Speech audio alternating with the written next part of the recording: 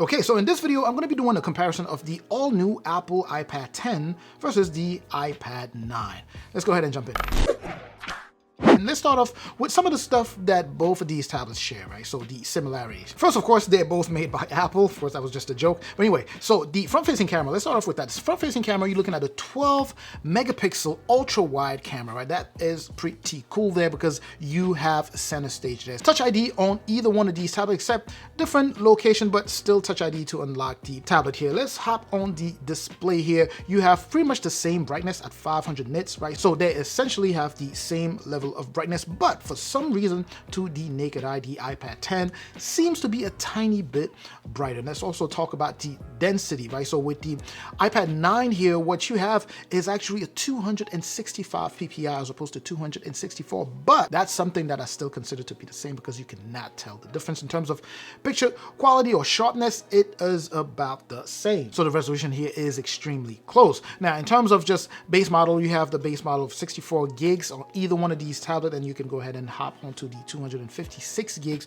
if you want to jump onto the next tier. Now, there are a few other things that they share here and there, but I think I'm just going to stop there with similarity, and we could just go ahead and hop onto the things that are different. Now, starting off with just the design, right? So you're looking at a pretty much a uniform bezel here, right? The design of the iPad 10 here is very, very different, I would say, compared to, the old legacy look that we have on the iPad 9 here. But don't discount the iPad 9 just yet. That is just design. Let's also talk about just the quad speaker setup here. On the iPad 10 here, you have a quad speaker setup, but you actually get 2 speakers. It's just that you have 4 grills total around the tablet there, but it is still giving it a better look, a more modern look, and also a more practical look, because when you hold the tablet, let's say at the bottom here, and you're covering 2 of the grills, the sound will still come out from, out of the top speakers there, and that is pretty neat compared to what you have on the iPad 9 here, where you have both speakers side by side on one side of the tablet, and if you have large hands rather,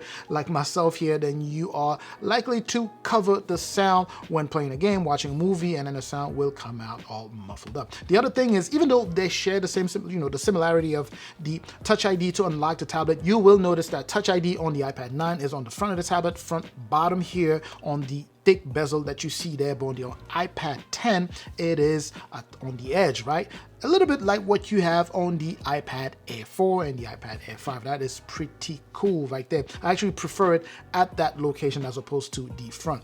Now, in terms of how they work, they pretty much work the same. The iPad 9, I would say, is just as fast and just as secure as what you have on the iPad 10. And it comes down to unlocking the tablet using that Touch ID. The next difference I'm going to cover here is going to be the main camera. So even though they share the same camera from the front there, the rear-facing camera there is different. On the iPad 9, you have an 8 megapixel camera, whereas on the iPad 10 you have a 12 megapixel camera. Now the camera on the iPad 10 is noticeably better, not by a whole lot, but definitely better. You can tell which one's coming from the iPad 10 and which one is coming from the iPad 9. But still, these are not tablets that you would be using to go ahead and go around and take pictures, right? So if you have a phone, I'm pretty sure that the phone is taking better pictures than these tablets right here. Now I did highlight a few things from the display there that they share. There are some differences, right? The iPad 9 here is just pushing an IPS Retina display, whereas the iPad 10 is pushing a liquid Retina display. On top of that, the iPad 10 is boasting a 10.9 inches display, so a large display when compared to the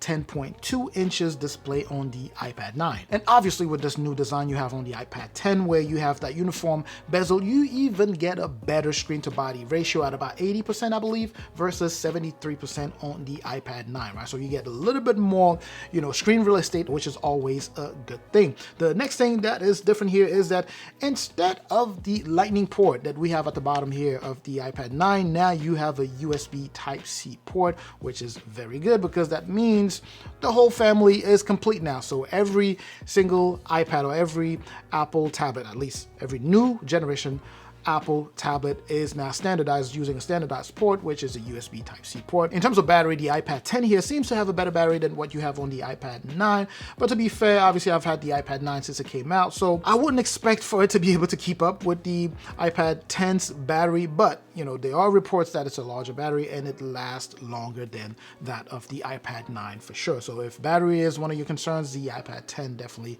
will have you covered. And another thing that they share here is the Apple Pencil first first generation, which was just shocking news to the tech community. But anyway, so the Apple Pencil first gen will work on either the iPad 9 or the iPad 10, which is unfortunate. I guess some people see why. I personally don't see why. So you pretty much will be getting that same user experience when it comes down to taking down notes. Now, it might be different if you're just drawing and you using, that canvas a little bit differently. But the other thing is that because the iPad 10 here does have a USB Type-C port, that means you won't be able to charge, or you won't be able to link the tablet to the Apple Pencil first gen, because if you remember, the head of that pencil is actually a Lightning port. So you need an adapter in order for it to connect to this tablet here and be able to communicate and establish that first handshake. Now, there are a bunch of other things that are different between these two here, and I don't want to keep naming them. Let's go ahead and talk about one of the main differences, right? So the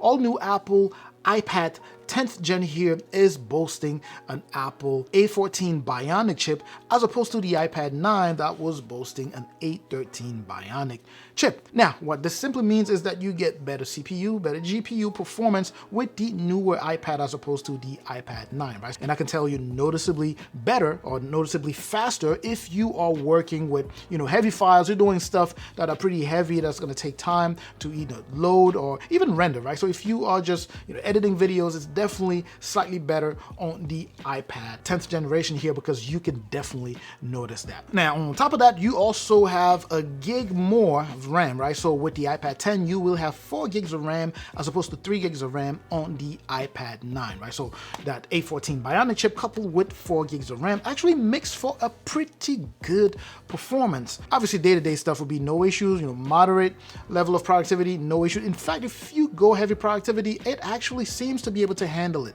right? Definitely handle it better than the iPad 9, but it definitely handles high level of productivity pretty well. So that's one thing I have to give to the iPad 10 here. When it comes down to gaming, obviously the iPad 9 is actually a pretty good tablet for gaming, especially something that is considered to be an entry-level tablet. And on the iPad 10, you definitely will be experiencing kind of the same performance, if not better. Now, based off of the games that I've tested, they seem to be playing about the same, except, the user experience might be slightly different simply because the design is different, right? The form factor is also slightly different, given that the new one is slightly wider and a little bit thick, as you can see here. But either way, they both perform pretty well, except the iPad 10 here performs a tiny bit better. Like I said, your user experience is enhanced because you have those, 4 speaker grills. So if you're covering the sound coming out of the other 2 will still be clean, as opposed to what will be happening with the iPad 9, where if you're covering the sound, then obviously sound coming out will be muffled and may affect your user experience. So these are some of the things that you need to keep in mind. The next thing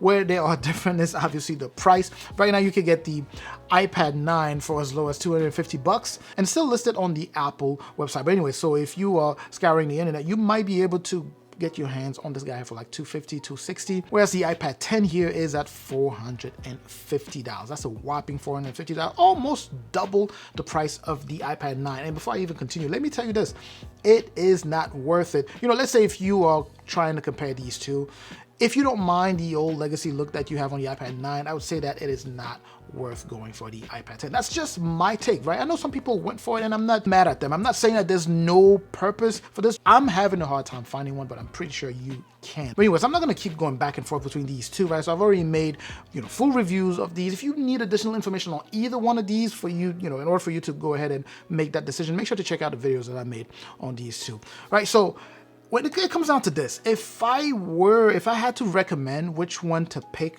based off of the budget, if someone has $450, I would not tell them to go buy the iPad 10th gen, and that's just me. Again, I just feel like you could get better value with like even an iPad Air, even an iPad Air 4, right? You don't even need to go for the iPad Air 5. You could go for the 4, and I personally think, you get better value. Same level of performance as the iPad 10, and on top of that, it does support, second gen pencil. But anyways, that's just me here. So let me know what your take is on these two tablets. Let's get that back and forth going in the comment section. I'm gonna catch you in the comment section like I always do. Don't forget to like, of course, subscribe, share the video if you know anyone who will be interested. I'm gonna catch you in the comment section. I'm also going to catch you in the next video. Up until that next video, of course, as always, stay safe out there.